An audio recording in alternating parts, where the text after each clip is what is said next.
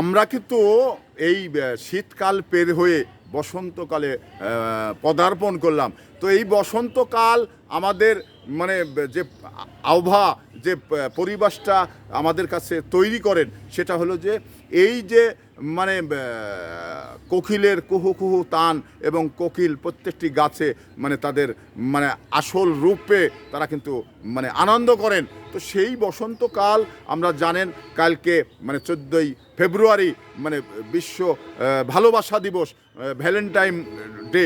তো এই জিনিসগুলো আমাদের মানে এই তরুণ প্রজন্ম বা যুবকরা যুবতীরা তারা কিন্তু এগুলো একে অপরের ভিতরে কৌশল বিনিময় করেন, একে অপরের কাছে ভালোবাসা মানে বিনিময় করেন। তো এটা আসলেই এটি ভালো জিনিস, আমি কিন্তু খারাপ জিনিস বলি না, কারণ ভালোবাসা পবিত্র, প্রেম পবিত্র, আল্লাহর মানে স্বর্গ থেকে আসে। তো সেই প্রেমকে যদি আপনি কুলসিত করেন সেটা আপনি দায়ী, প্রেম কখনো দায়ী না। তো এখানে আমরা মানে আমি একজন মানুষকে ভালোবাসতে পারি, একজন মানে বন্ধুকে ভালোবাসতে পারি, একটি ভালোবাসা।